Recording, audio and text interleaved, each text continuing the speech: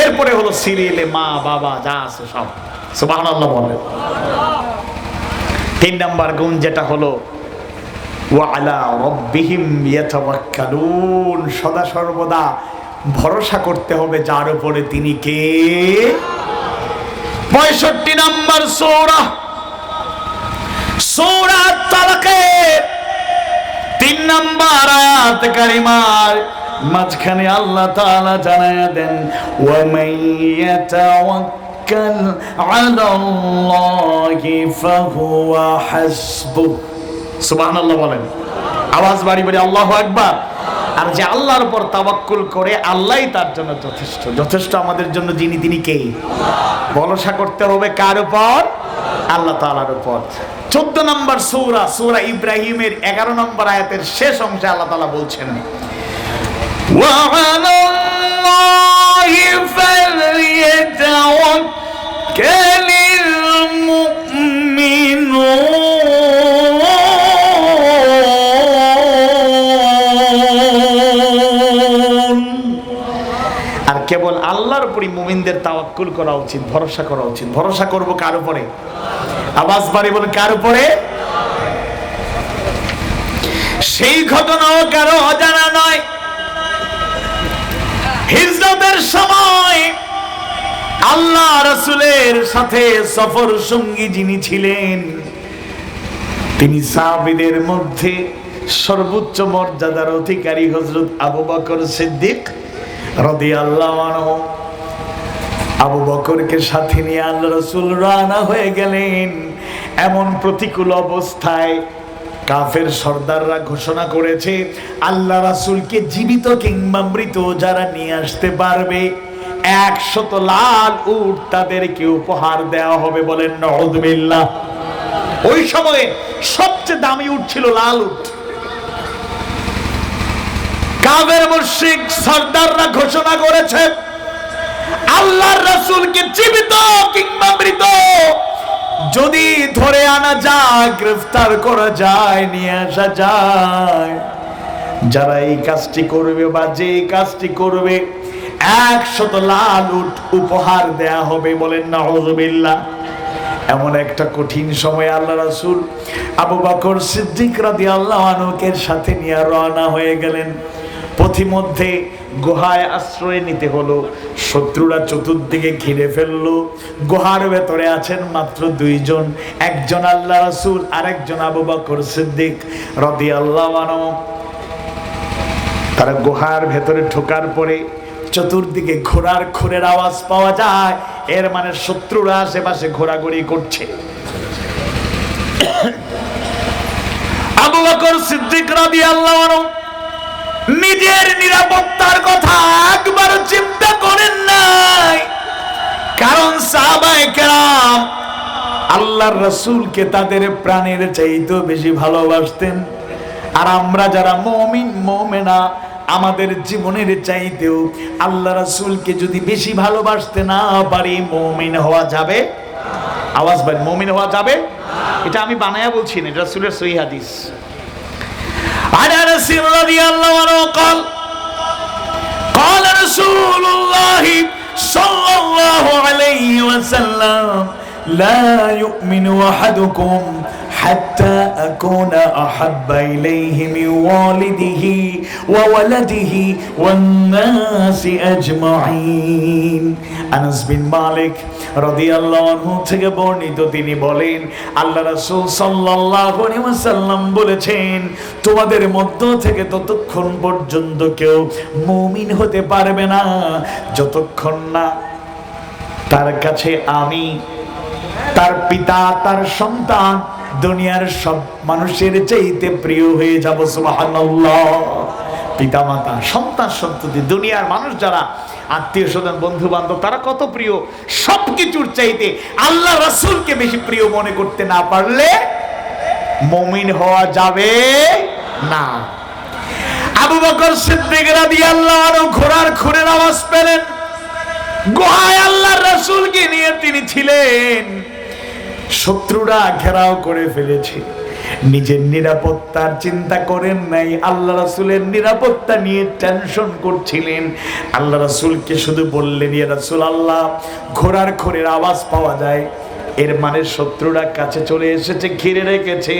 আল্লাহ রাসূল তাকে সান্ত্বনা দিয়া আয়াতের ওই অংশ শোনায়া দিলেন, লা তাহজান ইন্নাল্লাহা মা'ানা।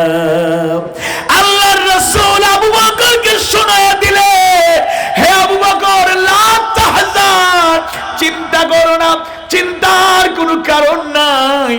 ইন্নাল্লাহ, নিশ্চয়ই আল্লাহ, মা'ানা, আমাদের সাথে আছেন। জোরে কোন সুবহানাল্লাহ, আওয়াজ বাড়িয়ে বলি সুবহানাল্লাহ। আল্লাহ রাসূল বলেন, আবু বকর, চিন্তা কইরো না, তুমি মনে করছো আমরা দুইজন একা, না, লা তাহজান, চিন্তা করো না, ইন্নাল্লাহ, নিশ্চয়ই আল্লাহ তাআলা, মা'ানা, আমাদের সাথে আছেন। আল্লাহু আকবার। ফিলিস্তিনের শিশুদেরকে দেখাও কি আমরা শিক্ষা নিতে পারলাম না? ওরা বোমা মারে আর শিশুরা পাথর দিয়ে পাল্টা আঘাত করে। আল্লাহু আকবার। এই যে এরা মাওজের উত্তরসূরি, ছোট বলতে এদেরকে অবহেলা করতে নাই, ছোটবেলা থেকে ট্রেন্ড আপ করতে হবে, ঈমানি চেতনা তাদের মধ্যে তৈরি করে দিতে হবে। ফিলিস্তিনের সন্তানদের জন্ম হয় বোমার আঘাত শুনে শুনে। আল্লাহু আকবার। ছোট বাচ্চারা, মেয়েরা পর্যন্ত দেখছেন কিভাবে ডেসপারেট, সেনাবাহিনীর হুমকি দেয়, আঙ্গুল দিয়ে দেখায়, থ্রেট করে, অস্ত্র শস্ত্র, আর্মস, এগুলা M16, AK-47 থেকে আরো মারাত্মক অস্ত্র, এইরকম তাক করে এরা আঙ্গুল দিয়ে এরকম ভয় দেখায়। আল্লাহু আকবার। কিসের ভয়? মুমিনরা যেদিন থেকে আল্লাহর উপর ভরসা কমিয়ে দিয়েছে, যেদিন থেকে অন্যান্য শক্তির উপর ভরসা করতে শুরু করেছে, জাগতিক শক্তির উপর ভরসা করতে শুরু করেছে, সেদিন থেকে মুসলমানদের দুর্দশা আরো বেড়ে গিয়েছে। বলুন ঠিক কিনা? আল্লাহর উপর ভরসা করতে হবে। এতে রিজিকের কারণে হোক, রিজিকের টেনশনে হোক, অথবা বিপদে মুসিবতে হোক পড়লেও, যেখানে যে অবস্থায় থাকেন না কেন, যে অবস্থায় থাকেন না কেন, যে সিচুয়েশনে থাকুন না কেন, ইনশাআল্লাহ ভরসা করবো কার উপর? আওয়াজ বাড়িবে কার উপর? আমাকে সর্বশেষ যখন মাহফিল থেকে নামার পরে অ্যারেস্ট করা হলো 17 সালের 17 ফেব্রুয়ারি, দুজন কর্মকর্তা ডানে বামে আমার আসছে। আমিও দুর্বল ইমানদার, কিন্তু চেষ্টা করি আল্লাহ যেন ভবিষ্যতে এর থেকে বেশি হিম্মত দান করেন। বলেন আমিন। হায়াত মতের তো কোনো গ্যারান্টি নেই, রিজিকের কোনো গ্যারান্টি নেই। দুদিক থেকে দুইজন আইসা পরিচয় জিজ্ঞেস করলো, কনফার্ম হলো আমি সেই ব্যক্তি। বললাম ঠিক আছে ওসি স্যার, একটু আপনাকে যাইতে বলছিলাম, চলেন। হ্যান্ডকাপ ছিল হাতে, আমার অ্যাটিটিউড দেখেই হ্যান্ডকাপ পকেটে ঢুকাই দিছে, কারণ ওনারা বলার আগে আমার গাড়ি রাইখে ওনাদের গাড়িতে আমি বসছি। থানা পর্যন্ত গেলাম, লকআপে কিছু সময় রাখলো। এরপরে এক কর্মকর্তা এসে বলল, মানে আমাকে করজোড়েই উনি সবিনয়ে বললেন যে ভাই আমরা তো বাধ্য, আমাদেরকে পাঠানো হয়েছে, আপনাকে নিয়ে আসতে হয়েছে, আমাদের ভুল বুঝবেন না, ক্ষমা করে দিবেন, বদুয়াটা দিয়েন না। তা আমি হাসলাম, কি বদুয়া দিবেন কেন, আপনার কি অপরাধ, আপনি তো কিছু করেন নাই, আপনি আইন শৃঙ্খলা, আপনাকে যে দায়িত্ব দেওয়া হচ্ছে সেটা আপনি করবেন। আমি যেটা বোঝাতে চাচ্ছি, এবং এই দুই কর্মকর্তাই স্বীকার করেছেন বহু আসামি, যদিও আমরা আসামি না। আসামি তো এখন হইতে হলে যে আপনাকে অপরাধ করতে হবে এটা দরকার হয় না, আমাদের সমাজ এমনই হয়ে গিয়েছে। আওয়াজ বাড়ি বলো ঠিক কিনা? চুরি করে, ছিনতাই করে, ডাকাতি করে, মাস্তানি করে, টেন্ডারবাজি করে, খুন খারাপি করে, বউরে পিটাইয়া, মামলা খাইয়া, এরপরে এই সেই কইরা জেলে যাবেন, লজ্জায় থাকবেন। আর আল্লাহর জন্য, তার রাসূলের জন্য হক পথে থাকতে গিয়ে জেল জরিমানা আসলে এটাও সুন্নাত, কোনো সন্দেহ নাই। তো অ্যাটিটিউড দেখার পরেই এরা হ্যান্ডকাপ পর্যন্ত আর পরায় নাই, কারণ এই আসামি পালাবে কি, আমি উঠার আগে গাড়িতে উঠে গেছে। ভরসা কার উপর? আওয়াজ বাড়ি বলুন কার উপরে? এবং সেদিন ওসি সাহেব আমার সাথে যে কথাগুলো বলেছেন, আমি 2 মিনিটে একটা বক্তব্য দিয়েছি। বক্তব্য শুধু আপনাদের উদ্দেশ্যে দেই না, আল্লাহর মধ্যে 2 মিনিটের যে বক্তব্য দেওয়ার পরে তিনি প্লিজড বলেন ওকে আমরা বুঝতে পেরেছি। আর আমার 2-3টা প্রশ্ন তিনি করেছেন, আমি 2 মিনিট বলছি 2 মিনিট সময় দেন, 2 মিনিট বক্তব্য দিয়েছি।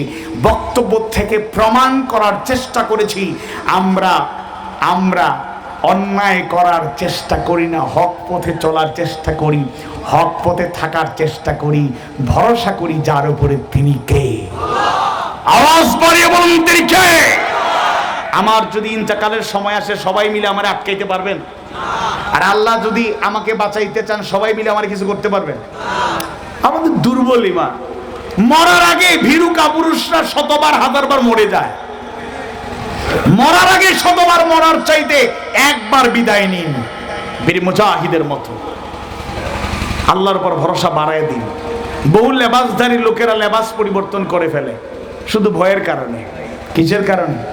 আর আল্লাহ বলছেন ওয়ালা নাবলুওয়ান্নাকুম বিশাইইম মিনাল খাউফ ওয়াল জু' ওয়া নাকসিম মিনাল আমওয়ালি ওয়াল আনফুসি ওয়াস সামারাত ওয়া বাশশিরিস সাবিরিন।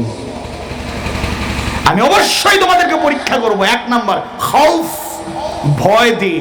তোমার দুনিয়ার ভয় ঢুকায় দেব, দলের ভয় ঢুকায় দেব, রাষ্ট্রের ভয় ঢুকায় দেব, প্রশাসনের ভয় ঢুকায় দেব, মৃত্যুর ভয় ঢুকায় দেব, মামলার ভয় ঢুকায় দেব, আর অনেক ভয় ঢুকায় দেব। কিন্তু মুমিনদের ভরসা করতে হবে যার উপরে তিনি কে। আওয়াজ করে বলুন তিনি কে।